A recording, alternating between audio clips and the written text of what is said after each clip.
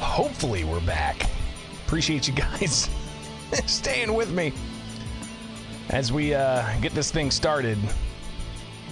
A little later than I wanted after a hard restart. Please do keep me posted in the chat on the quality, how we're doing. So hopefully there's no blips or drops or anything like that. So stand by. Lots to get to. Of course, the latest in gun ban litigation. So we'll touch on that, especially with attorney Thomas DeVore. Expecting to be joined by him any moment. So hopefully we can get connected and get the latest on his state level cases. Video seems to be lagging a bit. Okay, well that's no good. Yeah, and it's saying here my internet speed is not doing very well. Looks and sounds fine. Doobie says on X. ABW says lagging a bit on YouTube. So we'll continue to monitor this and see how we're doing. Of course, we got a good blanket of freezing rain overnight. I don't know if that's causing problems with the internet here in central Illinois, but clearly there's it's lagging again, they say. So who knows if we'll be able to pull this off for today. But clearly there's, if we can't necessarily get out there, then don't quit your day job, Bishop. I won't. The day job's still there, so we'll continue on. Let's see here. Still lagging. Even lagging Bishop is good, Bishop. Like that, Tenebris. Appreciate that. All right, so where are we at? Get rid of the Fisher-Price modem you have. that probably would do it. A little bit more investment. Signal's good by me on YouTube and work Wi-Fi. Well, that's good to know. Who else is on the live chat here hanging out?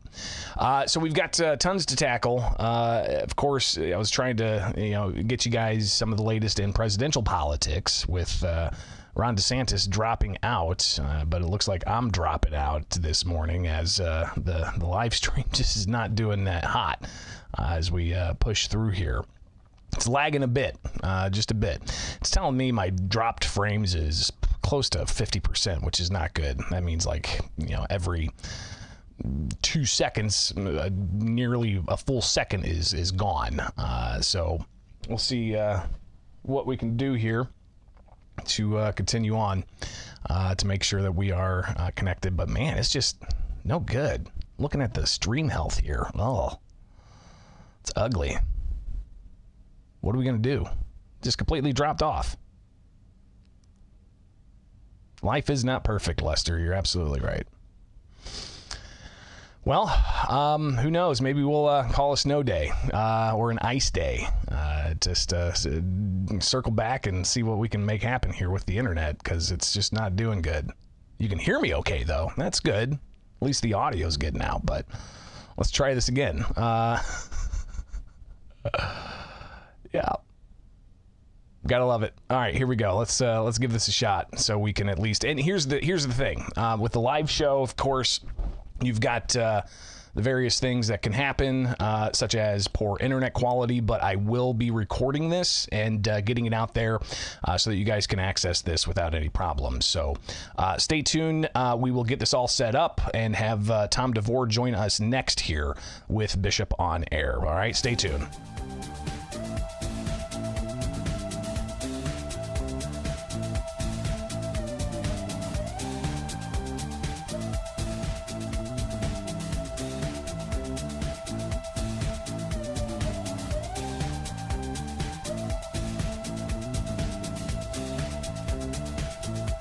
All the latest in litigation against Illinois' gun and magazine ban. A couple of different things happening that we're going to delve into here with Bishop on Air. Be sure to like, subscribe, follow along, hit that notification bell on YouTube, follow me on X, follow me on Facebook, and stay up to date with what's going on. Last week, we had an update from attorney Thomas DeVore about his cases challenging the state's gun and magazine ban. And the background on that, of course, is that you had the cases vacated by the judge after the Illinois Supreme Court in a separate case brought by State Representative Dan Calkins going for the state. But attorney Thomas DeVore attempted to get those reinstated with his cases. And to get the latest there and what the next steps are, he joins us now here with Bishop on Air. Tom, thanks for taking time with us, and let's get right on into it. What is the latest when it comes to your cases? Well, the latest is, again, with being as respectful to the court as I can be, it was no surprise to me that the judge was not going to grant our request to reconsider, and I'll leave it at that. But there's zero chance, Greg, that this case doesn't come back from the appellate court. And lawyers never say zero, but under these circumstances, I'll tell you it's zero.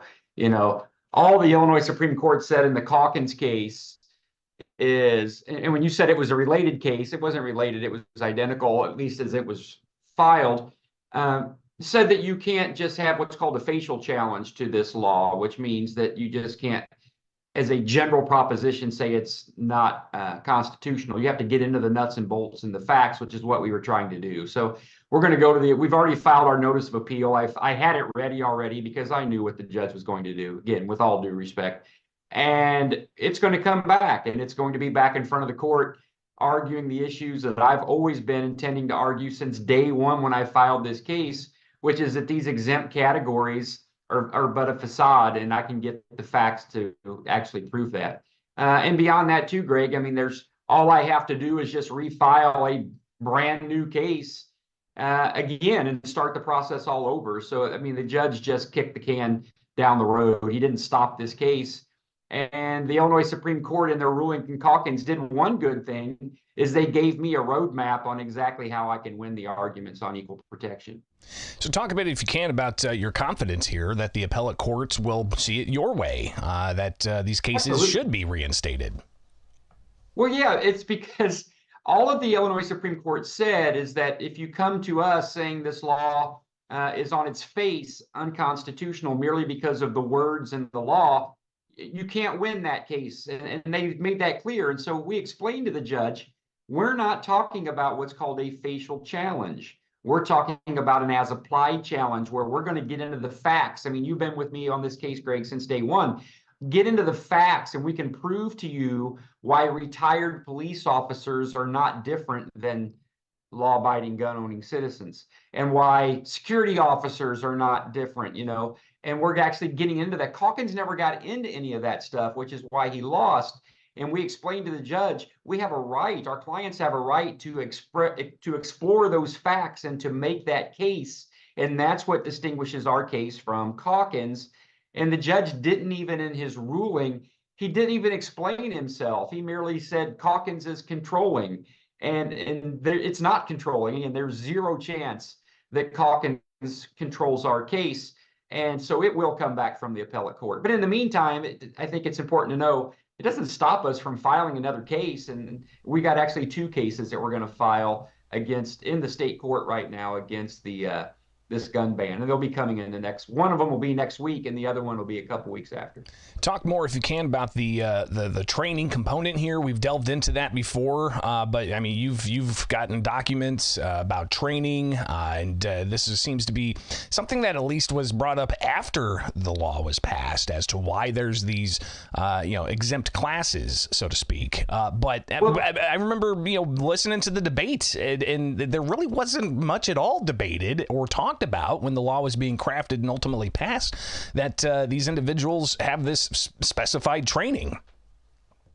It's because, Greg, and I'm not going to tell you, I'm not going to say people's names because I wouldn't do that to my colleagues, but I can tell you with 100% certainty, because I've had the conversations, that they made that up after I filed the lawsuit in the state court, because they fully expected, when I say they, I'm talking about the governor, the attorney general, the legislatures, they fully expected a Second Amendment litigation effort in the federal court, and that's what they were preparing for.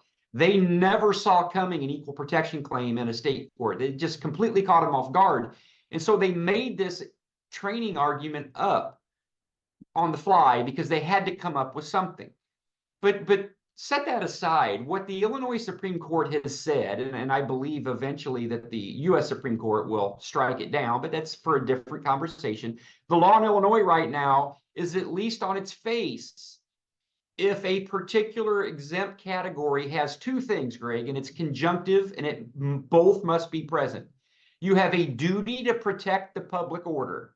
A duty. That means under the law, you have a duty as a holder of a particular public office to protect the public order. Let's give that to currently active law enforcement.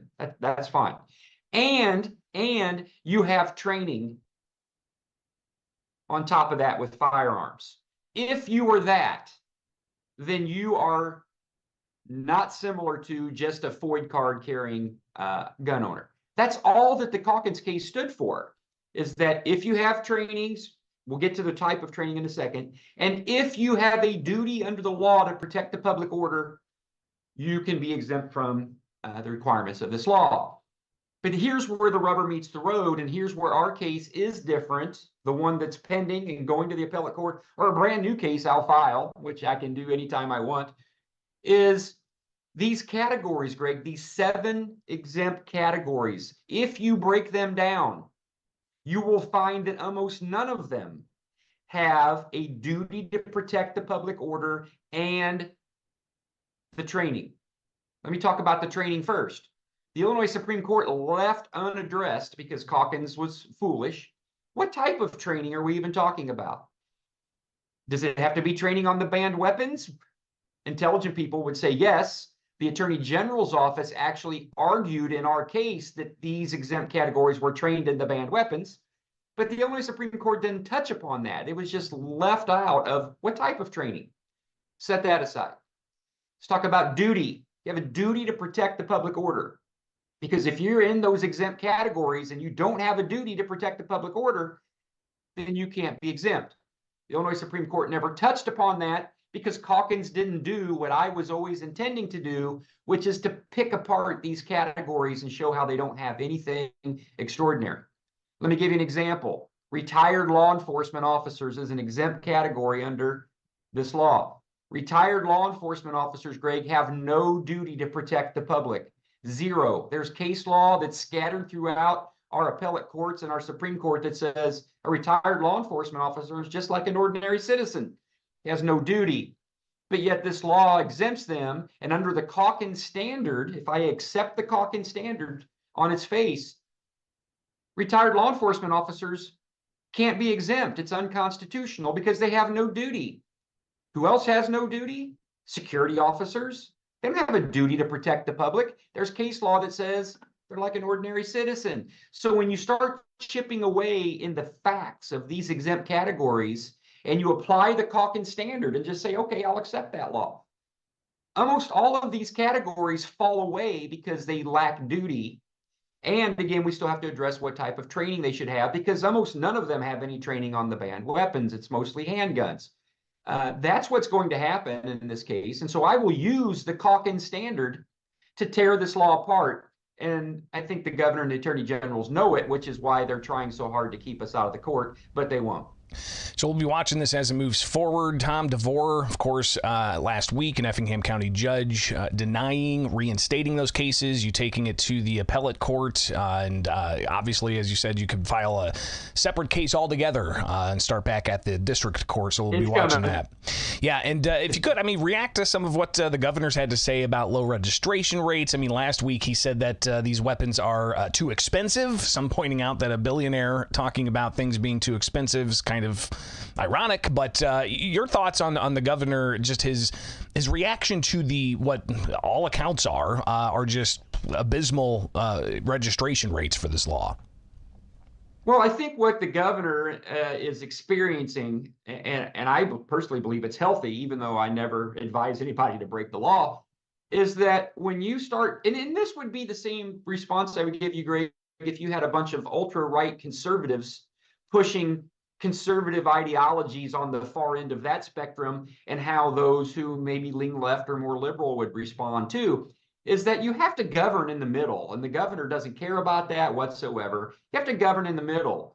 And when he passed this ultra liberal policy, people just overwhelmingly said, okay, that's fine. We're not going to listen to you, because people are always in control, whether they know it or not.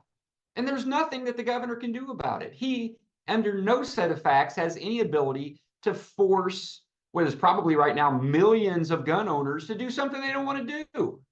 I mean, and so ultimately what I think he's witnessing and experiencing, and we're seeing in our state, is when enough people, regardless of their political ideology, say no, there's nothing government can do about it whatsoever. And you saw some of what was written, and I know it to be true.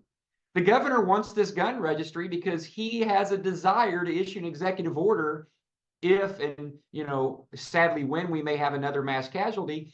He's thinking he can issue an executive order forcing these people to turn these guns over. It's always been a desire of people like Governor Pritzker, they just can't say it out loud, to take these types of weapons away from people. That's always been their agenda. That's always what they want to accomplish. They just won't say it out loud because it's too risque. But this is just a path for him to try to do that. And they're mad because the registry is not being used the way they wanted it to. And at the end of the day, I kind of think it's funny. Well, even when I asked the governor last month, why have a registry, he said it's, to keep these very, very dangerous weapons out of individuals' hands and to know where they are if and when there's another crime committed with these weapons. He didn't go to that next step and indicate that he was going to issue an executive order. But, he wants to know where these firearms are if and when there's another crime committed with them. We'll do this, Greg, and I talked to a lady from News Channel 20 a week or two ago, and I said this. I'm like, look, they're going to deflect every possible way they can. I said, but ask this question, if you're interested, to the governor's office. Do you believe that you have the authority to issue an executive order requiring the return of these weapons from people that have registered if there's some type of mass casualty? Do you think you have the power to do that? Yes or no? He won't answer the question. I guarantee he won't answer the question, because if he would say no, he's put himself in a box. If he says yes, then everybody knows what he's really been trying to accomplish all along. Ask that question, Greg, when you get a chance. Very specifically, yes or no, do you have that power? You won't get an answer, I promise you, which should tell you everything you need to know. Attorney Thomas DeVore, greatly appreciate you taking the time with us this morning. We'll definitely connect in the near future and get an update on where we're at with your cases. All right, so be safe out there. All right. Take care, Greg. It is Bishop on Air, and appreciate Attorney DeVore taking the time with us this morning and giving us a breakdown of where he's at with his cases and exactly how we're going to proceed forward. So appreciate that, and we'll continue to track that case and more. It is Bishop on Air. Like, subscribe, hit that notification bell. If you watched live this morning, the video is really poor quality live, but we are capturing this locally, so the video uploaded should be just fine. So be sure to check back, hit that notification bell on YouTube, and be sure to like and subscribe. All right, stay tuned, more coming up.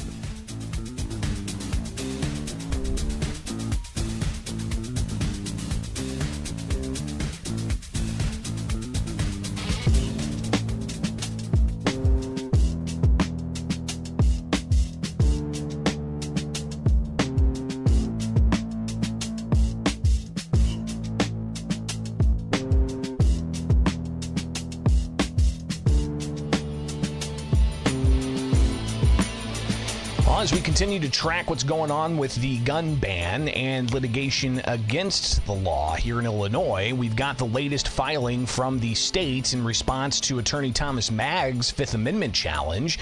That was filed late on Friday. Of course, this is part of the consolidated cases in the Southern District of Illinois with Judge Stephen McGlynn moving forward with the merits of this case.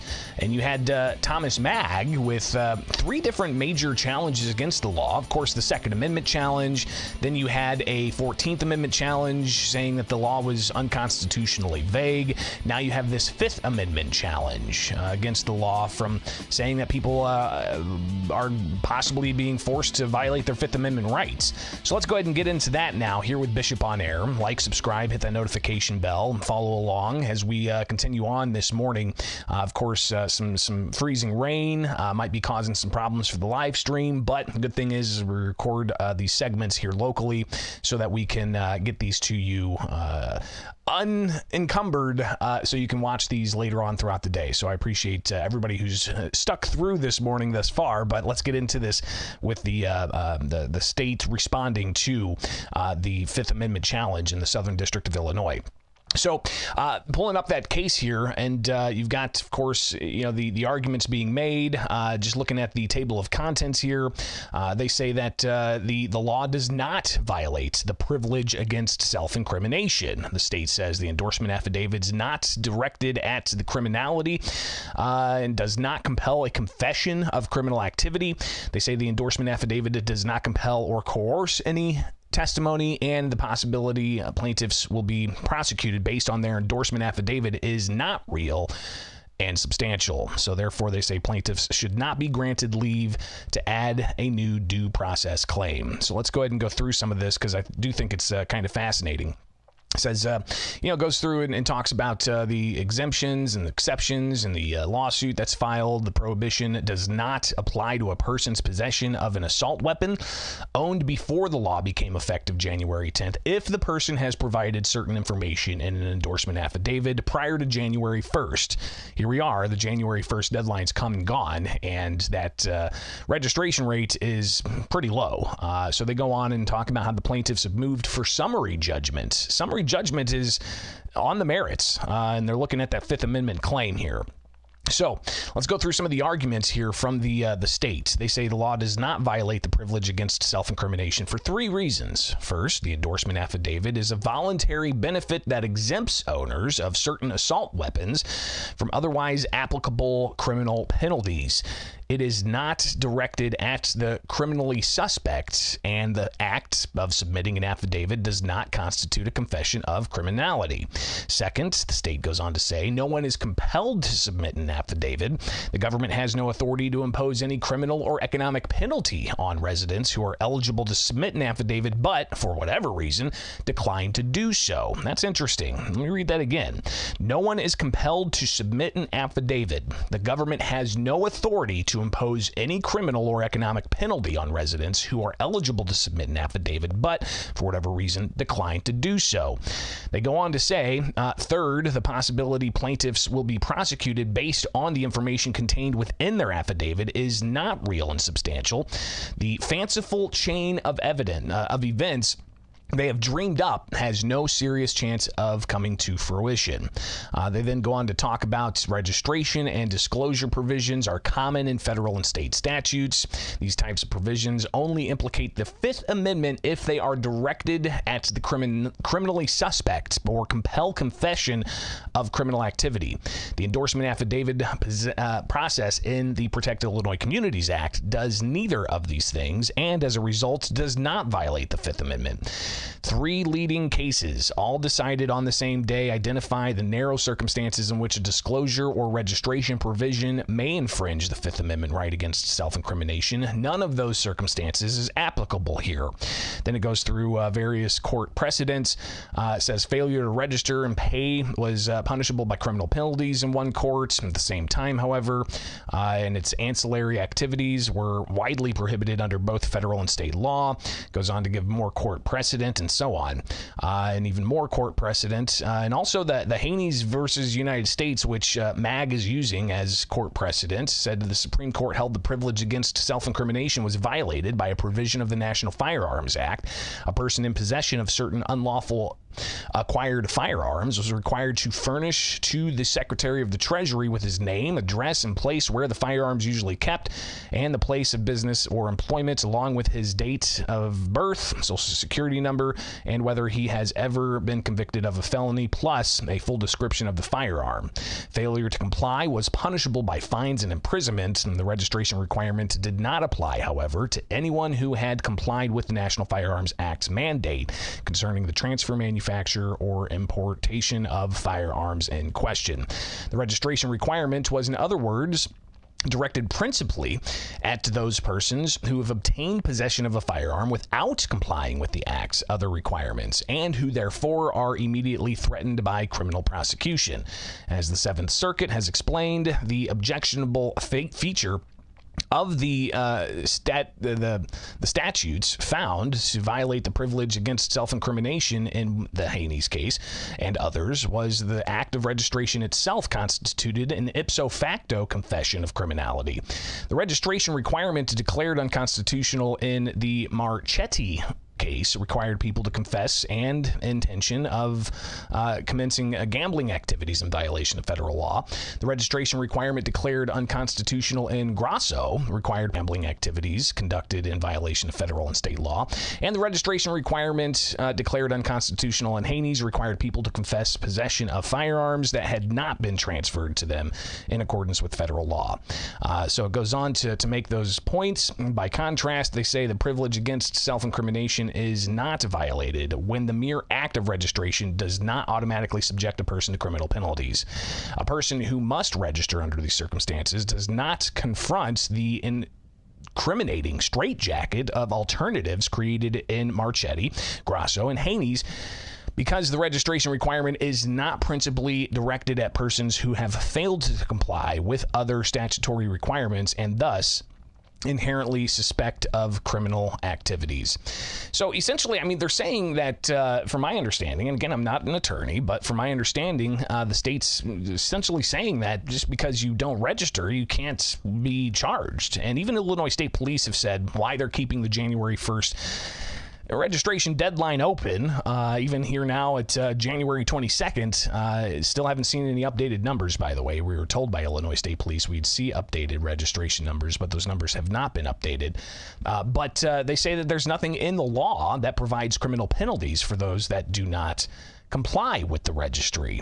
Just merely, as the state has said, it gives them the option of being able to keep those firearms if they're grandfathered in. But you get into a whole host of other issues in the question of, if you do file after the January 1st deadline, are you, outing yourself as having banned firearms and registering them after the deadline? So interesting to see that. But let's go a little bit further down into this docket entry on the state's response to the Thomas Mag Fifth Amendment challenge. It says plaintiff's Fifth Amendment challenge to PICA's endorsement affidavit process fails for another independent reason. The privilege against self-incrimination is violated only when a person is compelled in any criminal case to be a witness against himself. Goes on to say, thus, there must be some element of compulsion before courts will find a Fifth Amendment violation. Absent some officially coerced self-accusation, the Fifth Amendment privilege is not violated by even the most damning admissions.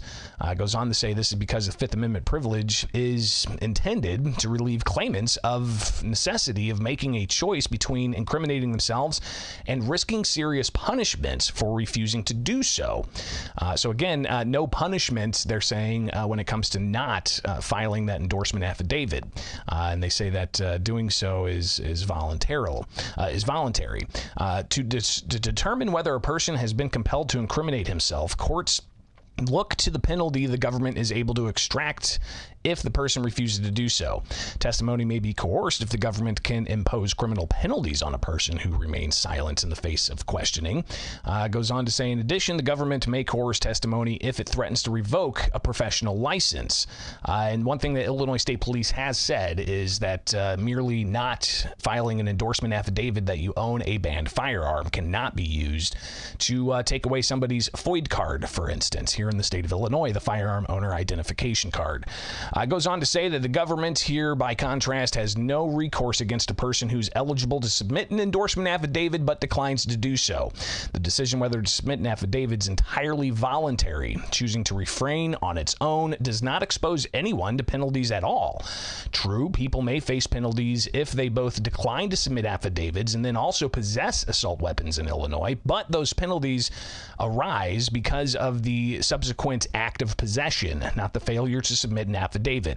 People who do not wish to submit an affidavit have other options available to avoid criminal possession. They're exempt assault weapons in Illinois. They can sell them to an eligible purchaser, retain ownership but move it out of state, give the firearm to law enforcement, or permanently disable or destroy it. At most, then, people who decline to submit an endorsement affidavit forego the opportunity to continue lawfully possessing exempt assault weapons.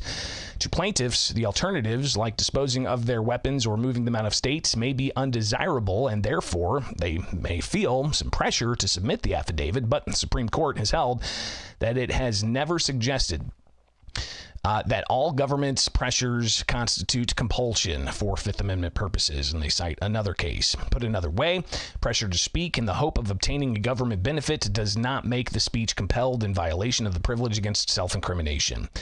Because the endorsement affidavit does not compel any testimony, plaintiff's Fifth Amendment challenge must fail. Then they go on to recap some other arguments, and ultimately they say that the plaintiffs here should not have their final judgment granted. So that's the latest in the litigation. Of course, February 2nd in the Southern District of Illinois, they're going to have another conference to further delve into the merits of this and how they're going to proceed forward with witnesses and expert testimony. So clearly there's going to be some ongoing things we will track here on this particular case in the Southern District of Illinois. It is Bishop on Air. Like, subscribe, hit that notification bell. If you like what you see and you want to support the program, tell your friends about it, and also be sure to check out some of the merchandise below on the YouTube channel or go to bishoponair.com. Live each and every weekday morning here with Bishop on Air. Appreciate you guys tuning in. And if you hit that notification bell, you'll know that when we post new videos or when we go live. So hopefully you'll stay up to date with us here with Bishop on Air. Stay tuned.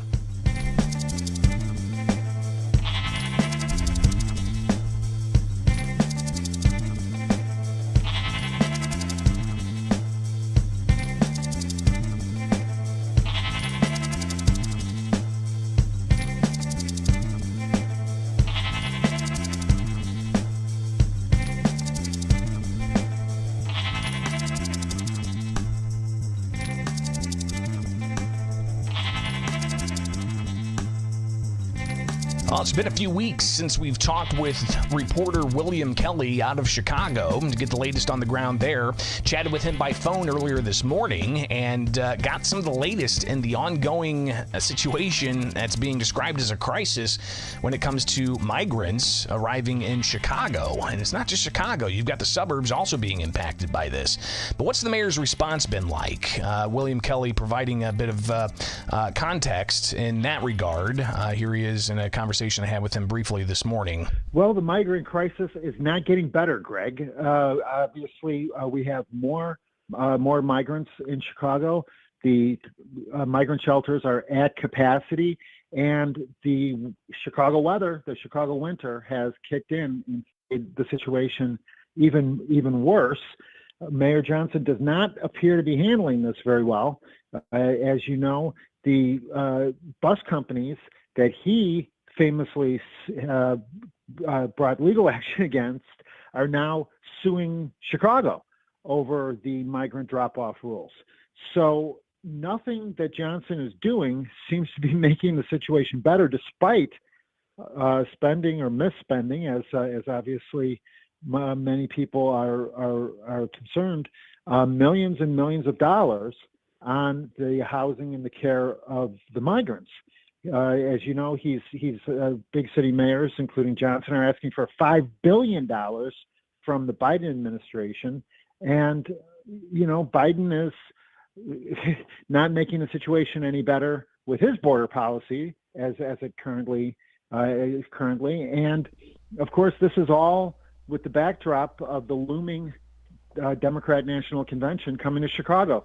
And that convention is going to be in August, so it will be interesting to see how all this plays out with the situation in the months ahead and whether or not it calms down or how it's handled. Of course, if you read the newspapers, you'll see that now President Biden is saying something has to be done with the southern border. He's asking for more money from Congress to deal with it.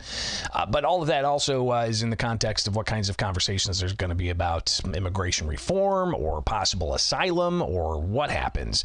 But clearly there's a crisis at hand here.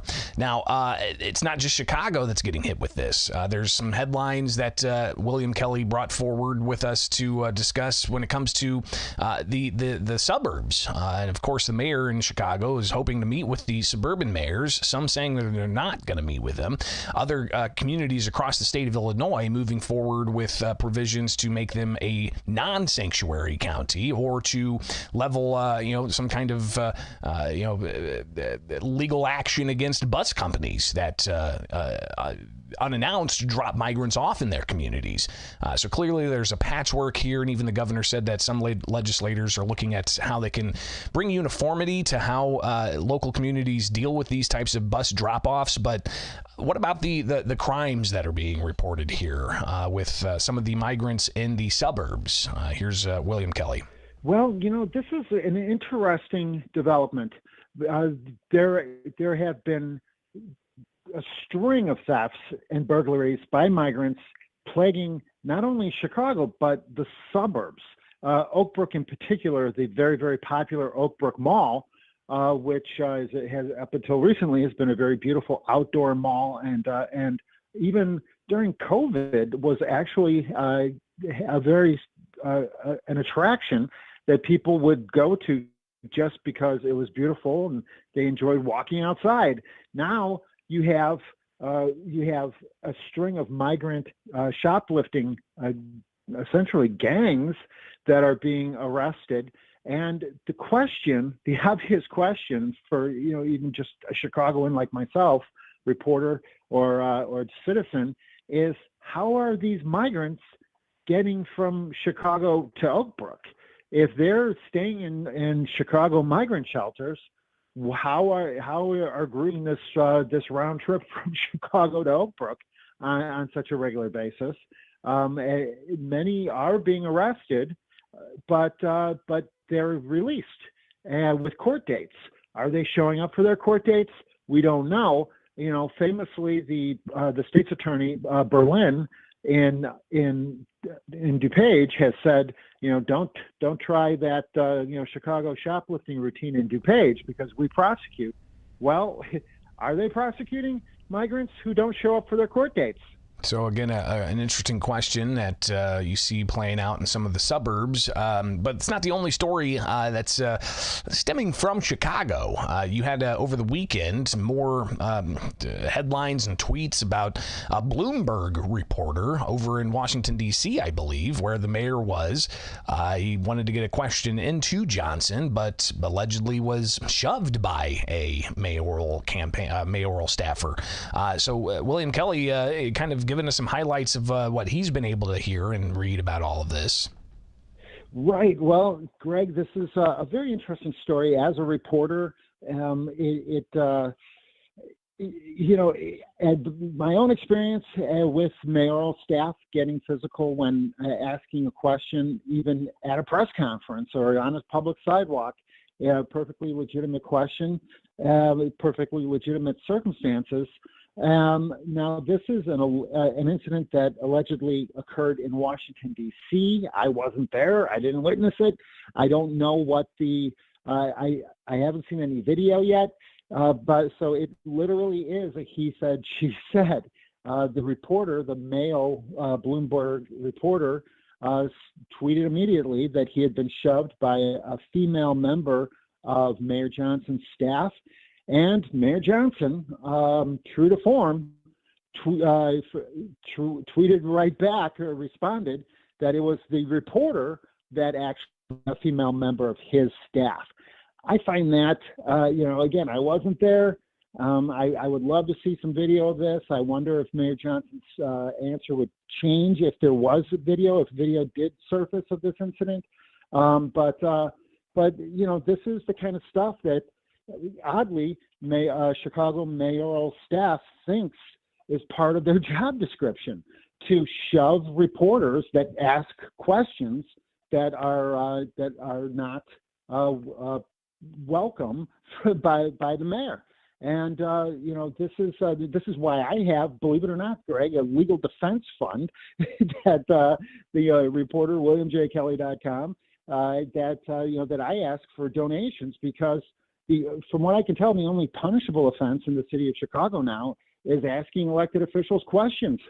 So William Kelly also sharing some of his thoughts on what is considered some of the rumors going around that Mayor Johnson has been having some anxiety issues, even some on social media saying that they've got sources saying that the mayor had to seek some medical help for anxiety.